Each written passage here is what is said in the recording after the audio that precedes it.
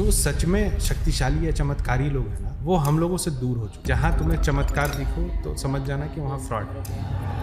अब higher entities को study कर रहे हो, स्टडी क्या पता चला एक्सपेरिमेंटेशन से? तो हायर एंटिटीज ना बहुत आराम से कम्युनिकेट कर लेती। भूतों का भैरव के साथ क्या रिलेशनशिप? जिनका कोई नहीं उनका भैरव होता है। किसी भी मंदिर के बाहर में सबसे ज्यादा भूत रहते हैं, क्योंकि उनको लगता है कि यहीं से अब हम लोगों का मुक्ति मार्ग जो है वो चालू होगा। आपके लिए सबसे डरावनी घटना क्या थी? एक रात की घटना है कि हम ध्यान कर रहे थे तो बैठ के हमने ओम का उच्चारण किया। एक महिला की आवाज आ रही थी, वो जितनी बार हम ओम बोले उतनी बार उस महिला का आवाज आया था, और मैं खड़ा हुआ ऐसे, and I could see a woman standing मेरे पीछे।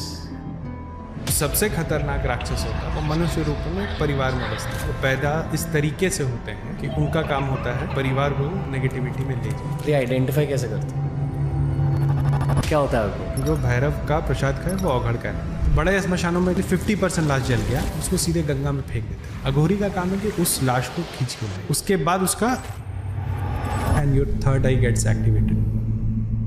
जो एक्चुअल रिलीजन है वो बचा ही नहीं। अब हम कुछ भी कर रहे हैं, सारे मंदिरों को तोड़ करके जितने भैरव की मूर्तियां थी, जितनी चामुंडा की मूर्तियां थी, सबको म्यूजियम में डाल दिया गया ताकि हम लोगों तक भैरव, चामुंडा और तंत्र ना पहुंचे। और जब हम लोगों के धर्म से भैरव, चामुंडा और तंत्र निकल गया तो हमारे पास जो है ना खाली डब्बा बचा है।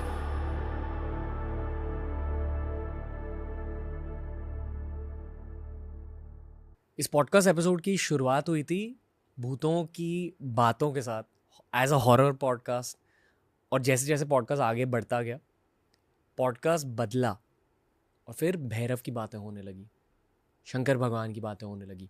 इसलिए इस पॉडकास्ट का नाम है भूत वर्सेस भैरव।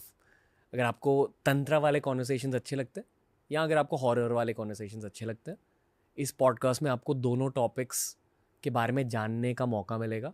भूतों के बारे में बात हुई है एक साइंटिफिक पर्सपेक्टिव से, और भैरव की बातें हुई हैं तंत्र के पर्सपेक्टिव से। आज के गेस्ट है बहुत ही ज़्यादा स्पेशल सोल, शिशिर कुमार है इनका नाम। ये है इनका TRS debut, and trust me हमें एक ऑल स्टार मिल चुके हैं। ये भी हमारे साथ और बहुत सारे एपिसोड रिकॉर्ड करेंगे, पर आज के लिए प्लीज़ एन्जॉय दिस वेरी दमदार एपिसोड ऑफ TRS।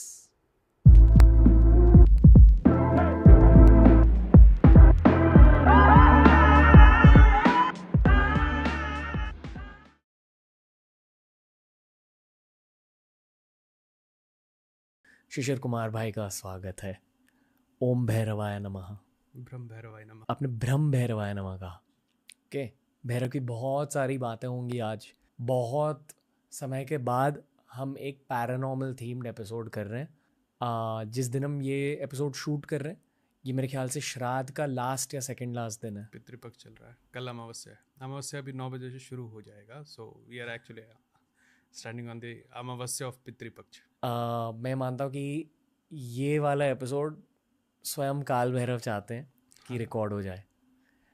क्या मैं कुछ गलत कह रहा हूँ? नहीं, तो हमारे जीवन में वही होता है जो काल भैरव चाहते हैं, यही सत्य है। ओके, आपकी कहानी से शुरुआत करते हैं।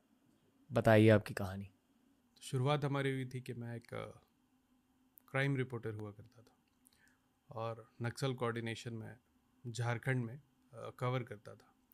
तो I was a non believer. I had मेरा अपना एक बिलीफ सिस्टम था भगवान के प्रति, being born and brought up in a Brahmin family. लेकिन भूतों पे मुझे यकीन नहीं था, क्योंकि रोज़ लाशों को देखना, पोस्टमार्टम देखना, वो जीवन था हमारा कि पोस्टमार्टम हो रहा है कहीं पर और हम बैठ के चाय पी रहे हैं। इस तरह की चीज़ें हमारे जीवन में होती थी। ये आप कहाँ की बात कर रहे हो? ये रांची की बात कर रहा हूँ। ओके। क्योंकि क्राइम में मुझे ये कवर करना होता था। और ये 2010s? 2005, 6, 7। ओके। उस समय नक्सल भारत में बहुत बड़ा एक प्रॉब्लम था। रोज़ लाशें, दर्जन लाशें ऐसे पोस्टमार्टम हाउसेस में आती थी, हमें जाके रिपोर्ट करना होता था। तो भूतों पर कोई हमें विश्वास नहीं था। हमें पता था ऐसा कुछ नहीं होता है, क्योंकि अगर होना होता तो जिस जगह पर हम घूमते हैं वहाँ पर सबसे ज़्यादा अतृप्त आत्माएं होनी चाहिए, वैसे कुछ थी नहीं।